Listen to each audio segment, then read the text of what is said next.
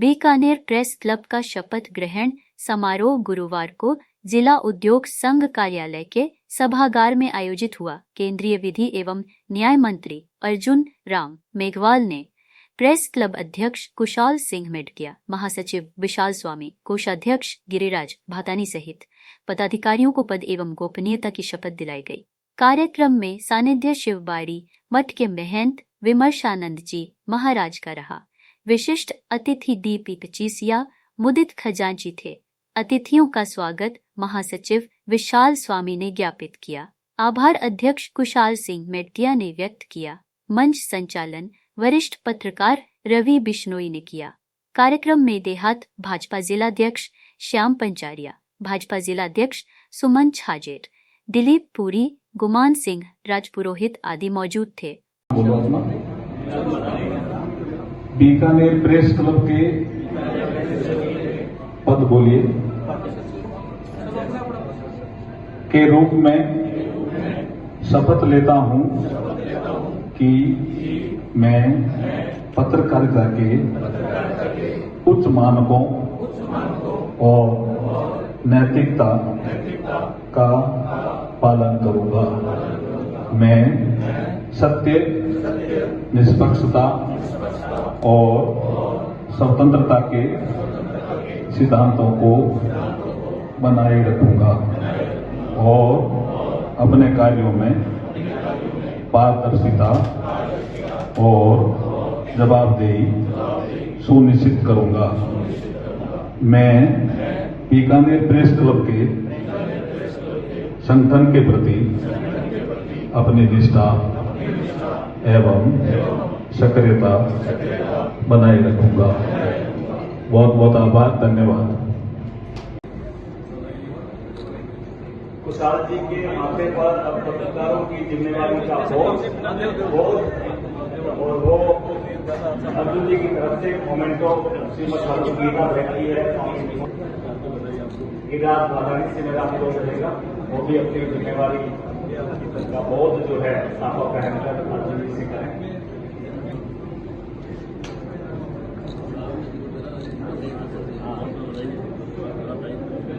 वहां जाके बनाए 26 दैवी संपत्ति आप सबके अंदर हो, इसलिए प्रतीक के रूप में आपको पूज्य गुरुदेव की गीता की पुस्तक दी है। इसका अध्ययन करते करते आप अपने अंदर से उस पत्रकार को प्रकट कर पाएंगे जो आपको काल में रहकर अकाल को, महाकाल को स्पर्श कर पाएगा। ऐसा आप कर पाए, ईश्वर से यही प्रार्थना है। वो गैया हमारा इंतजार करिए। अभी इन्होंने कहा गाय के लिए धरना देना पड़ा है। अभी गाय को समझने के लिए बहुत समय लगेगा। गाय को संतों ने प्रयास किया था, संतों को कुचल दिया गया। संत किसे कहते हैं, इसको यदि आप समझेंगे नहीं, पूरे पत्रकार नहीं है, इसलिए पत्रकार शब्द पर कभी विमर्श करेंगे। आप सबका निवेदन है, सब आशय में आइए। मैं आऊंगा केवल एक शब्द, पत्रकार क्या, पत्रकार क्यों।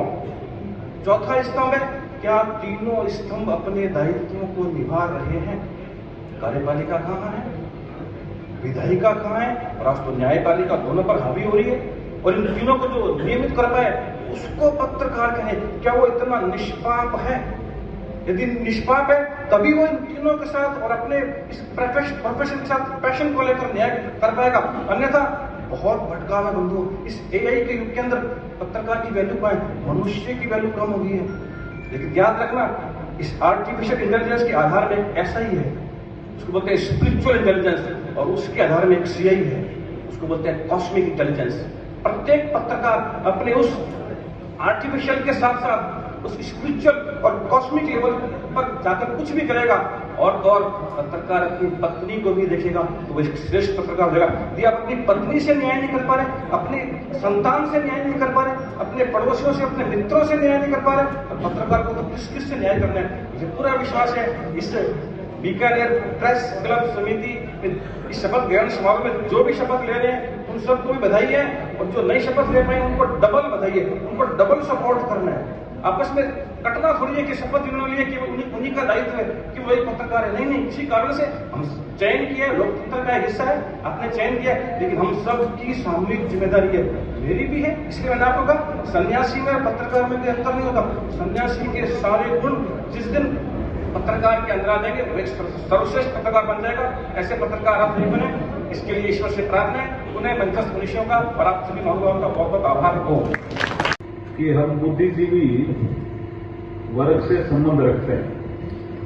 तो मैंने सोचा कि अभी डीपी पचीसिया जी के नाम को लेकर के एक विश्लेषण हुआ, तो गुरुदेव ने कहा कि शायद छब्बीसिया जी, मुझे रामेश्वर जी पारिक भी नजर आ रहे हैं। मैं आपकी बात का ध्यान रख रहा हूं, आप मुझे लेने आए हैं श्री डूंगरगढ़ के लिए, लेकिन मैंने विषय स्वामी जी को कह दिया कि भी आप आपस में बात कर लो।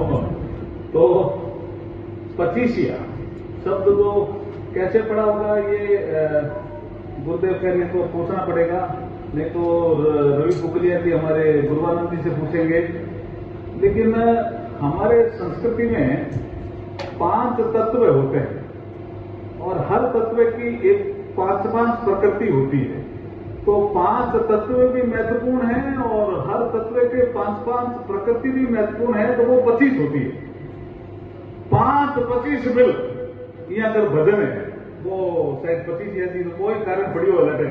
भारतीय बीकानेर की संस्कृति का एक विषय है, तो ये पूरी प्रकृति का विषय इन्होंने छेड़ा गुरुदेव ने। अब ये जो विषय छेड़ा, बड़ा विषय छेड़ दिया। आर्टिफिशियल इंटेलिजेंस के जमाने में पत्रकार साथियों का रोल भी, समाज का रोल भी, कैसे हम इसको आगे ले जाए। एक जमाना था जब प्रिंट मीडिया ही सब कुछ होता था, लेकिन धीरे से उसके साथ जुड़ा रेडियो। पत्रकार क्या करता है, कहीं घटना घटी उसकी सूचना समाज को देना, निष्पक्ष तरीके से देना, निर्भीकता से देना, ये पत्रकार के गुण होते हैं। ये पत्रकार के गुण होते हैं। तो प्रिंट मीडिया आया, उसके साथ रेडियो जुड़ गया। रेडियो ध्वनि से समाचार प्रसारित करते थे और उसके बाद इलेक्ट्रॉनिक मीडिया आ गया। इलेक्ट्रॉनिक मीडिया, प्रिंट मीडिया कई दिन साथ साथ भी ठीक ठाक चले, अब अलग अलग क्षेत्र हो गए। इलेक्ट्रॉनिक मीडिया दिखाता है, रेडियो सुनाता है, अखबार पढ़ाता है। तीनों के अपने अपने अलग रूप हैं, लेकिन इसके बीच में सोशल मीडिया आ गए। सोशल मीडिया में ये दुधारू तलवार की तरह है, लेकिन चैलेंज भी है, अवसर भी है। इतने लोगों के पास एक साथ पहुंच जाता है, ये अवसर है। लेकिन गलत कोई समाचार प्रसारित हो जाए तो उसको रोके कैसे, ये चैलेंज भी है। और आर्टिफिशियल इंटेलिजेंस जिसका गुरुदेव ने जिक्र किया, इसके जमाने में ये चैलेंज और बढ़ जाता है। अब ये टेक्नोलॉजिकल जो एज है, ये डेवलपमेंट के साथ गुरुदेव रुकती नहीं।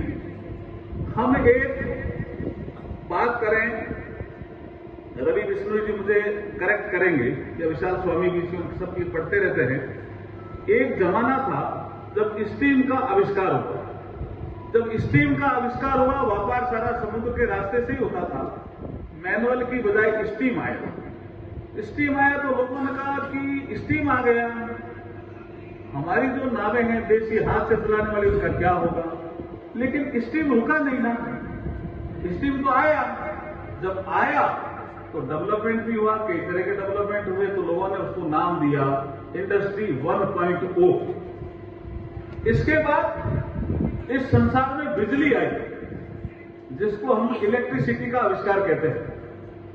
इलेक्ट्रिसिटी जब आई तब भी लोगों ने कहा कि जो पंखी बनाने वाले लोग हैं, जो पंखी चलाते हैं, हवा लेते हैं, इनका क्या होगा। लेकिन बिजली रुकी थोड़ी, बिजली तो आई। और बिजली अब ऐसे प्रवेश कर गई, संपत्ति पारिक आपको तो ज्यादा जानकारी है, आप तो पुराने आदमी हो। रामेश्वर जी पारिक भी ज्ञानी आदमी है, गुमान सिंह जी भी बैठे थे, मोहन जी सोनारा जी दिख रहे हैं, राजेंद्र जी पवार साहब, आप भी बताइए बिजली रुकी क्या? नहीं रुकी। नहीं रुकी तो ऑटोमाइजेशन आया, प्रोडक्शन बढ़ा। तो हमारे रणनीतिकारों ने, हमारी जो नीति बनाने वाले लोगों ने इस युग का नाम दिया इंडस्ट्री 2.0। आर्टिफिशियल इंटेलिजेंस हो गया, रोबोटिक्स हो गया। रोबोटिक्स क्या है कि मेरे बारे में बहुत सी जानकारियां अगर करनी है तो रोबोट बता देता है। कहा अर्जुन मेघवाल को जानते हो क्या, वो क्या क्या करते हैं, सब है उसके पास। मेरे एक जानवर के मित्र ने रोबोट बनाया मेरे को, तो मेरे से ज्यादा जानकारी उसके पास है। मैंने कहा कहां से आई भाई? तो ये रोबोटिक्स, पर ये रुकता नहीं। Artificial intelligence, robotics, 3D printing. अगर प्रधानमंत्री नरेंद्र मोदी जी नई संसद भवन बनाने का निर्णय लेते हैं और जल्दी बनाने का निर्णय लेते हैं, 3D प्रिंटिंग का यूज करते हैं, इसलिए जल्दी बन गई। आप भी जल्दी बिल्डिंगें बनाने में 3D प्रिंटिंग यूज करते हैं, पुल बनाने में यूज करते हैं, उनको क्या नहीं ना। लेकिन कोई लोग कहेगा कि हमारे मैनुअल तरीके से बनने से हमें रोजगार ज्यादा मिलता था, लेकिन वो टेक्नोलॉजी आ गई, वो एंटर कर गई हमारे सिस्टम में। आर्टिफिशियल इंटेलिजेंस भी कर गई, रोबोटिक्स भी कर गई, हमारे यहाँ 3D प्रिंटिंग भी कर गई, हमारे यहाँ IoT भी कर गई, हमारे यहाँ मशीन लर्निंग भी कर गई, हमारे यहाँ ब्लॉकचेन टेक्नोलॉजी भी प्रवेश कर गई। हमारे यहाँ रेवेन्यू रिकॉर्ड किसी के यहां जाने की जरूरत नहीं, आप अपने मोबाइल में देख सकते हो। हमारे ऐसे डॉक्यूमेंट जिसको हम डिजी लॉकर बोलते हैं, वो डिजी लॉकर के माध्यम से अगर किसी का आपको वाहन चालक का सर्टिफिकेट चाहिए तो वो आप देख सकते हो डिजी लॉकर में। तो ये टेक्नोलॉजी रुकेगी नहीं, आ गई। तो इसको रणनीतिकारों ने कहा we have entered into the age of industry 4.0। हम इंडस्ट्री 4.0 के युग में प्रवेश कर गए हैं। आर्टिफिशियल इंटेलिजेंस का चैलेंज भी है, उपयोग भी है, दुरुपयोग भी होता है, लेकिन जब ये रुकेगी नहीं तो इस चैलेंज को स्वीकार करना है। और आज आप इतने पत्रकार साथी बैठे हैं, हम कैसी नीति बनाएं, आप हमें कुछ सुझाव दीजिए कि हम कैसी नीति बनाएं, क्योंकि दुनिया के देशों में ये आ गई, भारत आइसोलेशन में नहीं जी सकता। ये टेक्नोलॉजी जिसको हम इंडस्ट्री 4.0 कहते हैं, ये एंटर कर चुकी है हमारी सोसाइटी में, हमारे समाज में, हमारे दुनिया के दूसरे देशों में। तो आइसोलेशन में इंडिया नहीं जी सकता, भारत को भी सबके साथ जीना पड़ेगा। और जब हम कहते हैं कि 21वीं सदी भारत की होगी, तो जो टेक्नोलॉजी नवीनतम है वो भारत को अपनानी पड़ेगी। चैलेंज जो है उससे सावधान रहना है। क्या ऐसा फ्रेमवर्क बनाएं, क्या ऐसा कानून बनाएं, क्या वर्तमान में आईटी का कानून सफिशिएंट है, क्या नए कानून की किसी की जरूरत है। जैसे हम सुप्रीम कोर्ट में कई बार बात करते हैं, अब एक आर्टिफिशियल इंटेलिजेंस से एक भाषाणी टूल बना। भाषाणी क्या है कि अगर कोई सुप्रीम कोर्ट का जज या हाई कोर्ट का जज फैसला इंग्लिश में देता है, क्योंकि अभी तक कॉन्स्टिट्यूशन में लिखा हुआ है कि हाई कोर्ट और सुप्रीम कोर्ट की जो लैंग्वेज होगी वो इंग्लिश होगी। कुछ लोग हिंदी में आर्गुमेंट सुनने लग गए, इलाहाबाद हाई कोर्ट, कुछ राजस्थान में भी सुनने लग गए, लेकिन फैसला लिखते समय वो अंग्रेजी में लिखना है। कुछ ऐसे जज भी आ गए जिनको प्रमोट किया हमने कि भाई आप हिंदी में फैसला क्यों नहीं दे सकते, या आपकी जो भारतीय भाषा है तो संविधान में 8वीं सूची में दर्ज है, उसमें क्यों नहीं दे सकते। लेकिन फिर भी वो अंग्रेजी में लिखता है, अंग्रेजी में सुनाता है, क्योंकि वो संविधान में उल्लेख है। लेकिन एक वो तमिलियन है जिसको हिंदी भी नहीं आती, अंग्रेजी भी नहीं आती, वो सुप्रीम कोर्ट में बैठा है, वो जानना चाहता है मेरा फैसला क्या बोल रहे हैं ये जज साहब। भाषाणी टूल को अगर वो लगा करके सुनेगा तो उसका जो अंग्रेजी में बोल रहे हैं जज साहब, उसका वो हूबहू तमिल में अनुवाद हो जाएगा, तो वो उसके लिए उपयोगी है। इसी तरह की और खबरें देखने के लिए सब्सक्राइब करें कामयाब कलम न्यूज़ चैनल।